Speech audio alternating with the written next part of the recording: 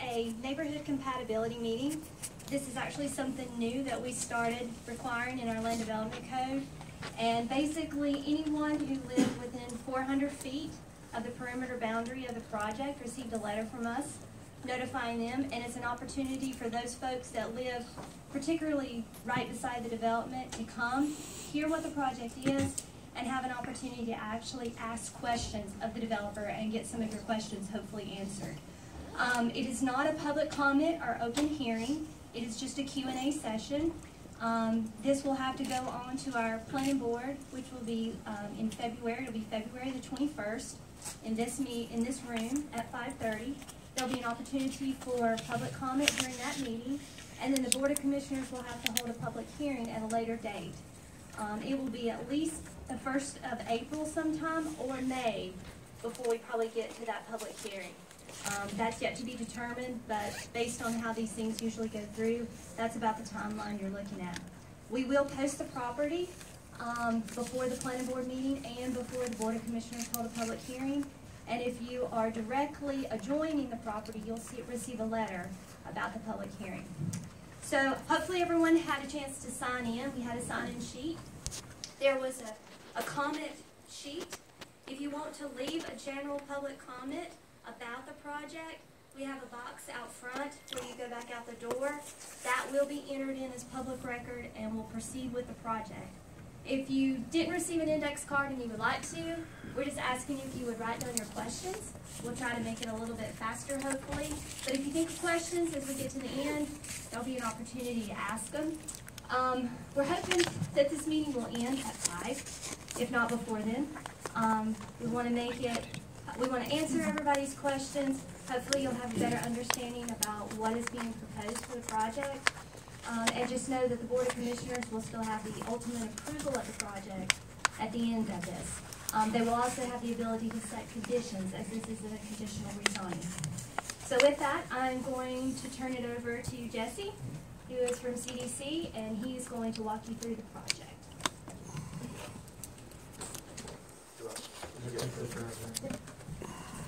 Where would you like me to stand? Everybody hear me good? Yeah? Are we the first neighborhood meeting? You are our first. Good to be again. The slide up higher on the screen? We can. I don't think we can with the projector. We can try to Zoom in. Yeah, I don't think we'll adjust that higher. This is the best we have. We'll make our presentation if we need to public, PDF version of it. If anybody wants to ask Autumn for it, and you can look at it via email if that's preferable. All right. Again, my name is Jesse Gardner. I'm with Civil Design Concepts, and really I want to introduce the design team for this entire project.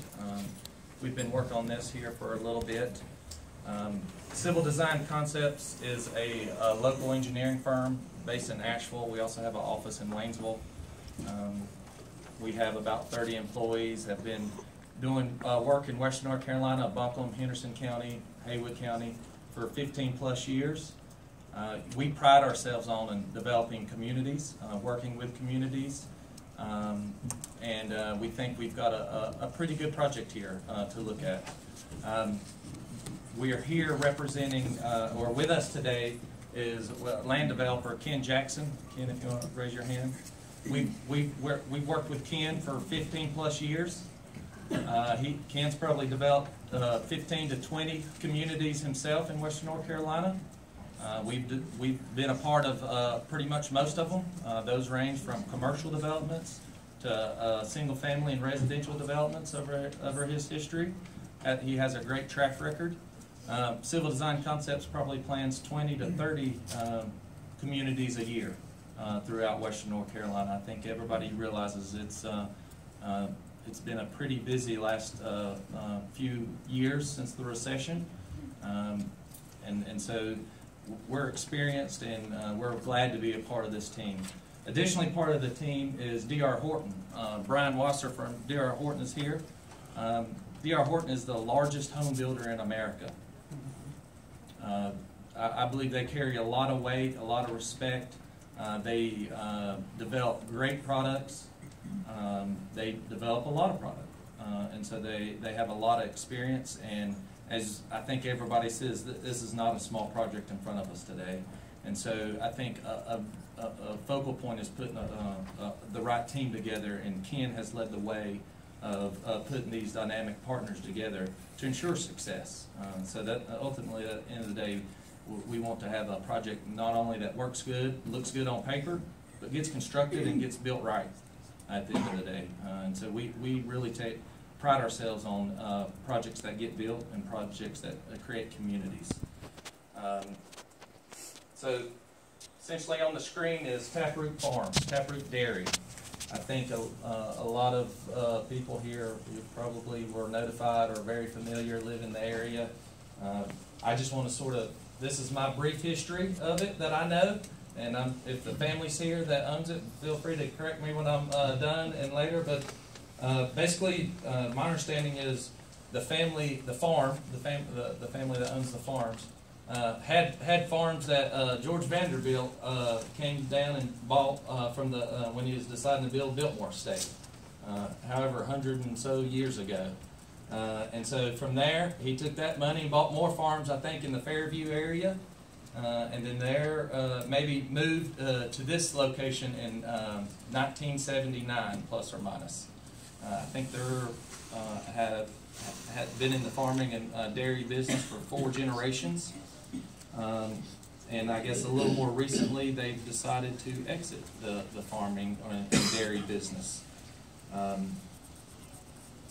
So I think that officially the dairy has been closed for 2+ years, around 2 years.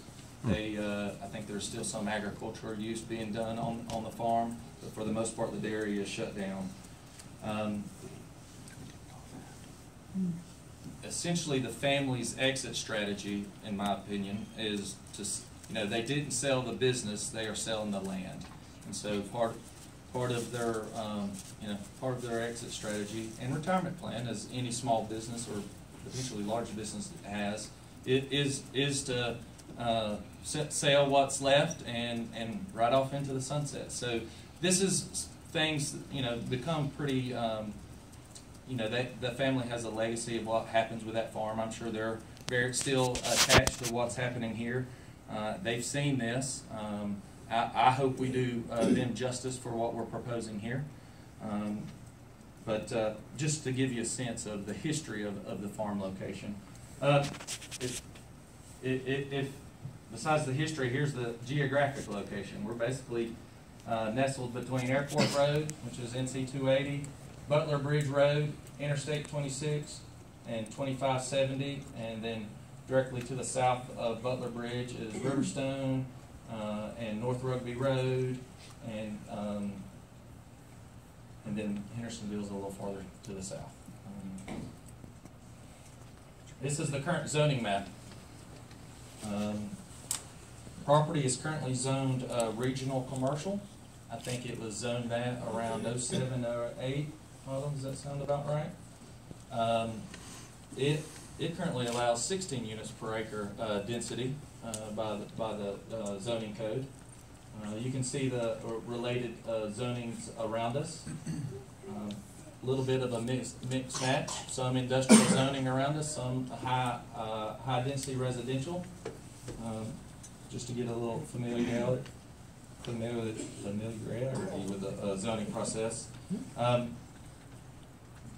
Over the history of the last 8 or 10 years, you've probably heard this property have several different types of proposed developments on it. I think in 07 or 08 was a large commercial center, Charlotte-based developer group looking to build pretty much an outlet mall, I think, Bass Pro Shops, anchored, these are all the things I remember hearing.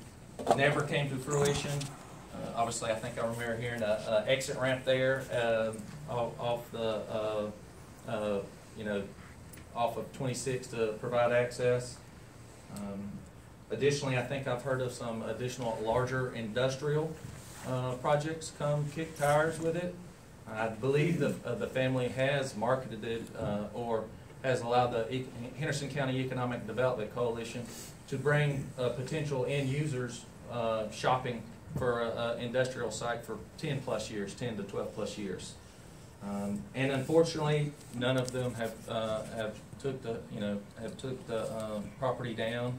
A lot of due diligence, but finding that right fit, right industry, sometimes is like finding a needle in the haystack. That they happen, but there's a lot in industrial clients are not only looking for property, good property, they're also always looking for public to subsidize something for them.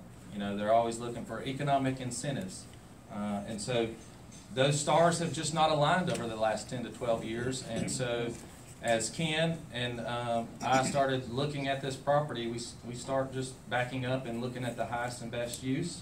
And you know, we strongly feel residential has a high end and is a great use for the property here.